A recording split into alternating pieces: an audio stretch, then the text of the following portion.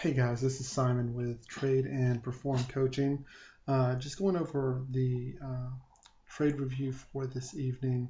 Let's see, today is Thursday, October 24th, 2013. And we are looking at right now at the ES for the day. Now, first of all, this is for educational purposes only. Nothing in the video, the blog, or the Twitter stream should be considered a trading recommendation.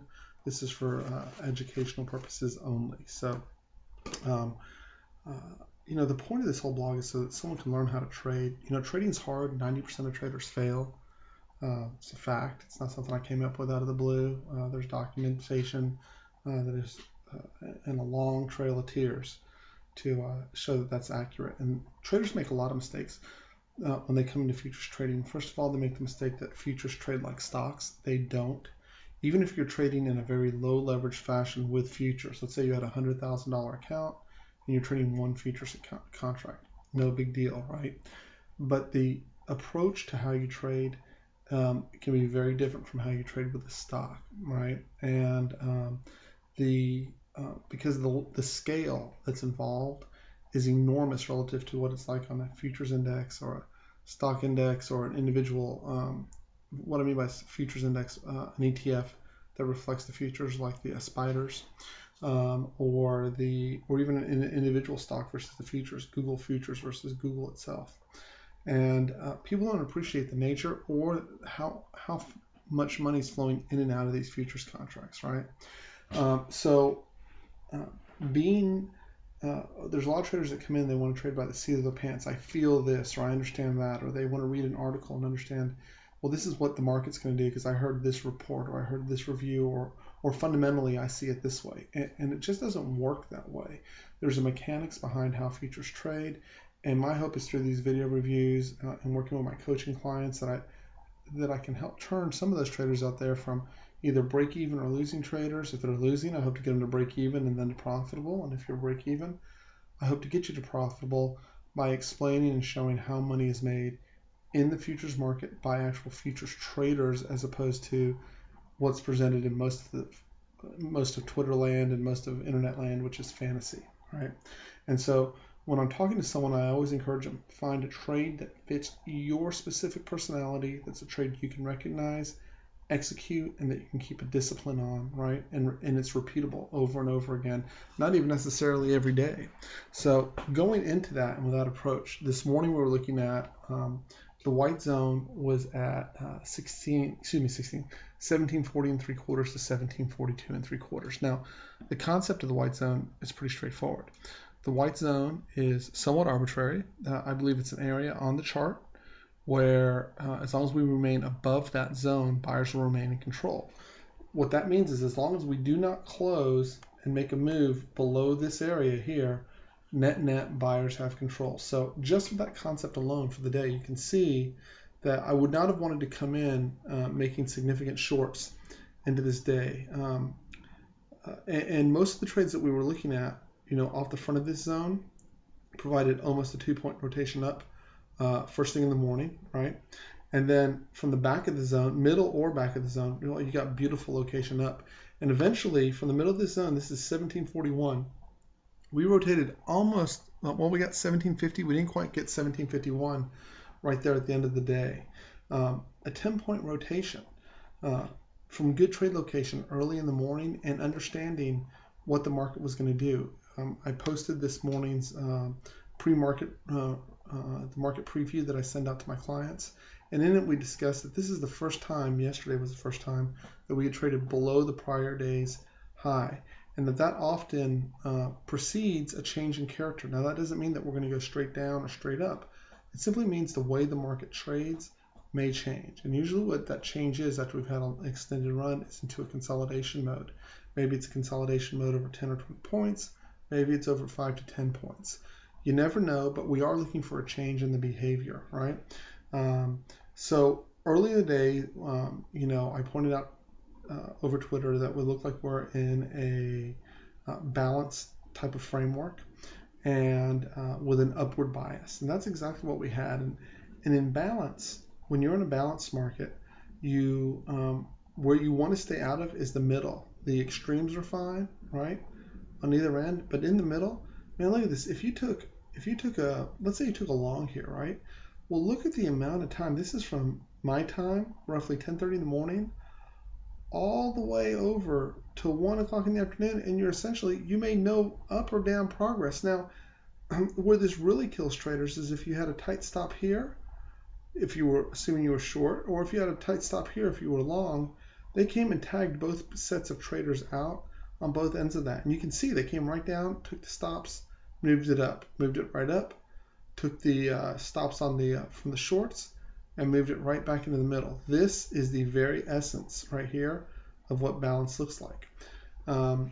So again, our focus was first of all, was in general, every dip has been bought. If you're going to fight that trend, go ahead. You will lose your trading account.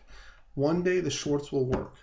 It wasn't today, it wasn't yesterday, and it hasn't been the last 5 weeks. So if you're going to work on the short side, you better be very gifted and you better be very disciplined. And you better get your money out of that short quickly because there are buyers waiting below. Fact. We've seen it repeated over and over and over again.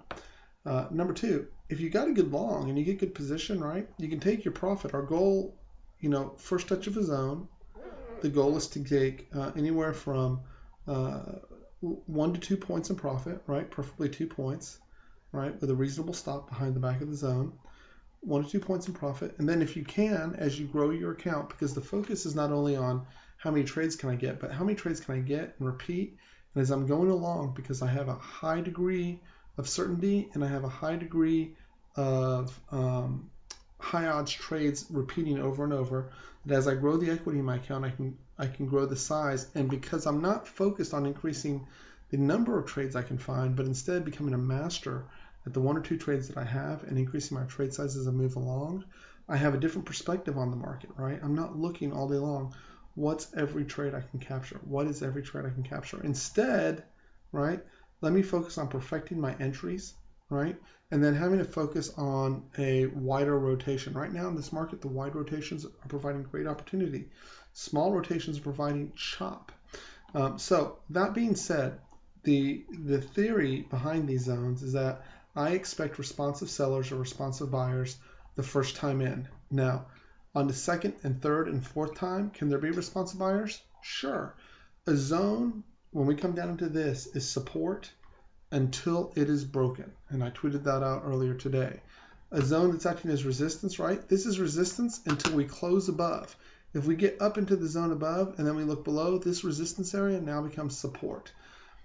But for now, it is resistance, right? And you'll notice, first time into the zone, if you would have looked at your tick, you would have seen some tick divergence here. And we did get the rotation down, right? Now, if you take it from the front of the zone, 47.50, you had a really hard time getting your 2 points. You came close. You got 46.50, and then I'm not exactly sure how low we went. But here was my concern through the course of the day. And I'm not going to kind of put out all my little tricks that I have out there, but one thing you can do, right, if you just kind of smash this up a bit and pull it up on the day time frame. So look at this, okay, and tell me the logic, right? I need to take a trend line just like this. Okay. When the market is trending up like this over 2 days, this has just been a slow grind up is all it's been. We traded up here in the overnight session, right? And we just came down to recapture this trend right here, right into the white zone. So when you're up here and you're like, oh, I really want to short, I really want to short. Why? Okay, first of all, the market's really slow. Secondly, the rotations are like almost non-existent. Like, look at this. This is like a point rotation, maybe. And then finally, you just get a quick burst. They stopped everyone out and they brought it right back up. I mean, look at that. They cleared the stops on both sides of this balance area immediately. So why so hyped to try to get a short out of this zone with the nature of the grinding nature of this market, right? When the long side was so easy. And let me tell you, people who were short that zone, they were lucky to get the 2 points or the 1.5 that they got because we could have easily popped. There was a tremendous amount of pressure building, particularly in the NASDAQ. I pointed that out towards the end of the day. And sometimes you got to look at it and go, is this in my odds or not? Is this in my favor or not? Now, if we had extended up significantly, had broken this trend line, right, and come back up to double test it maybe on the backside test, that's a different trade, right? But you gotta let common sense at least guide some of your decision-making process, and you've got to let the natural rotations in the market guide you. Go look at where the pre-market was here today. Look at what the high was in the overnight. Look where the back of this white zone was. Look at the opportunity it provided. And even though it took all day, you took no heat, right? The only reason you would have been stressed over that trade is if you had to make that trade work. So again, I want to recap. Overall, larger picture, right? Buyers are in control. Anybody should be able to figure that out. Number two, we are in a raging bull market, right? This is one of the best bull markets I've seen, even if it is a top. And I don't know that it is. I don't know that it isn't. I don't even care. All I know is for 5 or 6 weeks now, every single intraday dip has been met with responsive buyers. I can think of one day where we closed near the low, maybe two. Every other dip has been bought with buyers. Now, if you want to figure out where those dips can be bought, go do the homework. Go look. Don't be told, right? And then the last piece is, if you're trying to trade futures on a day trading basis, right, and you're trying to use fundamental analysis to apply to that theory and that concept, that is, for the most part, a losing game if you don't have some really deep pockets. Because let me tell you, I've heard from plenty of people, the market's overbought, it's overvalued, it's over this, and it's over that. And well, let me tell you, if you don't have $1 bajillion in your bank account, okay, you will run out of money. And even with $1 bajillion, you might run out of money shorting this thing, okay? Eventually, they'll come around. This takes me right back to 1999 when everyone said tech stocks are overvalued, the market's overvalued, this is overvalued. And in the meantime, all the guys I'm looking around while they're trading, they're just taking money out of the market, put in their pocket. They're like, who cares? Who cares? You're right. It's all overvalued. You're correct. But if you want to pay attention to one of the greatest traders in the history of mankind, George Soros, right? The way to make money from a bubble is not predicting where it's topping out or predicting it's going to crash, but to ride the bubble up. And so if we're in a bubble, ride it, baby. Don't go in there and try to be a hero and pick the top. Dude, those guys die young and broke. Most of us want to die rich and happy, right? I know I do. Okay, I want to leave plenty of money to my family to fight over when I'm gone. And I can't do that if I am fighting, right? If I am fighting this market all the time. But when I cooperate, I make it easy on the market. And guess what? When it's short, I will short the living daylights out of this thing. I will write it to zero if that's where it's going. And I'm fine with it. And I know I'm getting a little passionate here, but guys, I want to redraw and redirect to guys that are struggling, okay? Day trading is a business, okay? It's a business you can succeed in. You can make money in on almost a daily basis, okay? You got to have discipline. You've got to have an edge that you can actually verify as an edge, right? How do you do that? By repetition, by seeing that it works over and over again, not only going backwards, but looking forwards, right? I put these charts out before the market opens. I put up my trade plan before the market opens so that my clients who are learning to do this process, right, they can look and go, oh, this is what we thought might happen, and this is what actually happened. We can compare and contrast, right? What is working over and over and over again, and how can we adjust? Then once we have that edge, we need a strategy to extract the money out of the market. It's not enough to have an edge. You have to have a strategy that involves some discipline for execution.